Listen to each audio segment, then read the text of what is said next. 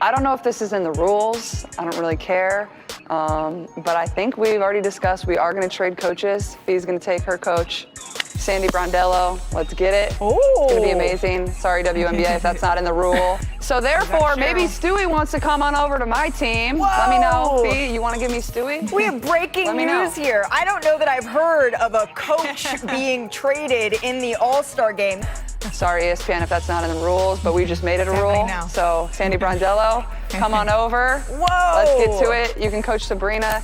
And you know what? That's just going to be worse for Team Clark because now we got more chemistry on our side. We got more synergy. We know what we expect from each other. So that was a bad move on your part, Caitlin. We're taking you down. Everyone thought Caitlin Clark was making a power play when she supposedly ditched Cheryl Reeve as her All-Star Game coach. Media and fans were buzzing with rumors about Olympic snubs, old criticisms, and Clark sending a bold message. But what if I told you that narrative was completely wrong? And what if the real mastermind behind the coach swap flipped the script in a way no one saw coming? Stick around, because Napheesa Collier's strategic move is about to blow your mind. So here's how it all started. The narrative fans ran with was that Caitlin Clark decided she didn't want Cheryl Reeve coaching her team in the WNBA All-Star Game. People instantly tied it to the Olympic snub drama. After all, Reeve's position as one of the head coaches for Team USA meant she may have played a role in Clark not making the squad for the Tokyo Games. Add to that Reeve's past comments about how Clark's attention-grabbing play style sometimes shifts focus away from team basketball, and you can see why everyone thought this was Clark firing back. The story just made sense, or so it seemed. Indiana's not a team that's hung their hat on their defense to this point. You know, Kelsey Mitchell in front of our bench, 3-2-1, has to shoot a three, and we stayed off her, and she drains a three. When Caitlin got that check, was it because she kind of got Chechi in the face, or what was that? Yeah, so it's called a flail. Once the headlines started flying, you could almost hear the internet erupt. People on Twitter and even some media outlets were hyping it up as a power struggle between one of the brightest stars in college basketball and one of the league's most respected coaches. Clark making a statement became the common theme everywhere. For example, outlets were running stories with exaggerated captions like Caitlin Clark snubs Cheryl Reeve, a message about the Olympics. But was any of that true, or did we all just take the bait? Here's the twist. Caitlin wasn't even the one pulling the strings. It turns out the real architect behind the trade was Napheesa Collier. Yup, Collier played a key role in orchestrating the coach swap, and it wasn't random. In fact, it was as strategic as it gets. She proposed shifting coaches during the All-Star player draft, and Clark's calm but knowing smile in response really says it all. There's way more to this than fans realized. The coaches maybe is going to be the X factor. The coaches are maybe going to be the X factor. Hey, Sandy, defending champion, loves to shoot threes, lets her players get after it. I don't know. It has to be a starter, remember. It has to be a starter. I mean, you're just going to reject anything I say, so, I mean. Who would you want, Fee? Satu for Stewie. Listen, I'm a reasonable Satu person. For Stewie. I'm a Satu? reasonable person. I will listen. What do you think, Fee? Yeah, maybe I could do that, Fee.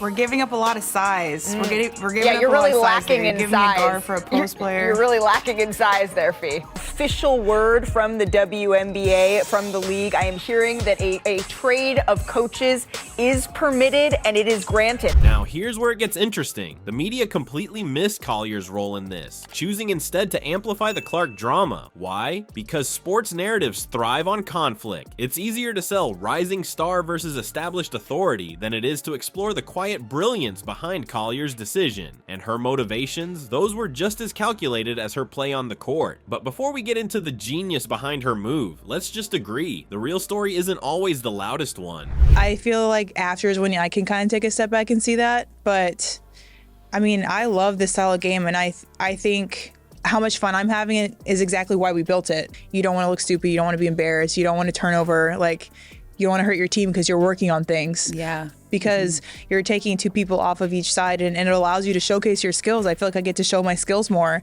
and I get to work on my game and use those in an actual game. But this environment allows you to kind of work through that. Your usage is so high with only 3 people. It forces you to get good really fast. Napheesa Collier didn't just make a move, she made the move. By keeping Cheryl Reeve as her coach for the All-Star game, Collier set herself up for success in a way most people didn't even notice. Since entering the league in 2019, Collier has played under Reeve with the Minnesota Lynx, and their relationship is built on trust and experience. Reeve knows her game inside and out, what motivates her, how to highlight her strengths, and even when to push her harder. That kind of connection isn't something you can replicate with just anyone. For Collier, it wasn't just about comfort, it was about maximizing what she could bring to the court. But taking control of a decision like this wasn't without risk. Collier knew the media would grab onto the drama, focusing on Caitlin Clark while her role behind the scenes stayed in the shadows. We just got to focus on winning the next game. This is, obviously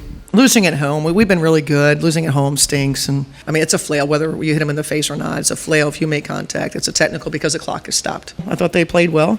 Obviously it was a passionate game for both teams. Even beyond that, there was no guarantee the league would even allow the trade to go through. Imagine setting up this entire strategy only for it to get blocked at the last second. Still, Collier clearly believed the reward outweighed the risk. She wasn't interested in making headlines, she was making moves that would give her team an edge. And it worked. Keeping Reeve meant Collier had a coach who could tap into their shared history to take full advantage of her abilities during the game. Reeve doesn't have to guess what kind of plays fit Collier best. She already knows. Meanwhile, the whole coaching switch also benefits Clark, who gets to work with Sandy Brondello, fresh off coaching the Liberty to a championship. Brondello brings a whole new perspective, and that could elevate Clark's team in ways most people haven't even considered yet. It's not easy. You're a startup business and it's a league that has so many eyeballs on it. I feel like I'm not proud of myself. I'm proud of the people who, I feel like there are people behind the scenes that don't get the recognition, that are putting in so much work. I am so incredibly proud of them. And we want it to be great. We want it to be great for the players and for the fan and for everyone. The expectations are really high and we're happy for that. We want to meet and exceed those. Collier's decision wasn't just about this one game though. It showed her higher level understanding of how these dynamics work. By prioritizing relationships and long-term development, she not only set the stage for herself, but also reminded everyone how much strategy goes into decisions like these. Napheesa Collier didn't just make a clever move, she changed how we see player influence in the WNBA. Well, I mean, I do hope that when this season is done and you have this moment to sit back, that you do sit and just say out loud just how proud you are of yourself. Because it has been, like I said, such an amazing experience, and just being here. I think I don't really notice in the moment as much because you're just so focused on winning and you're so in the game. Mm-hmm. I didn't know I had that when the game was over until you told me, on the broadcast. Once we got outside of the extras for the necessities, we're like, what would just be fun to have? Yeah. What would just be cool to have on staff? The hours that they're spending in this, the emotional, physical, everything toll that this is taking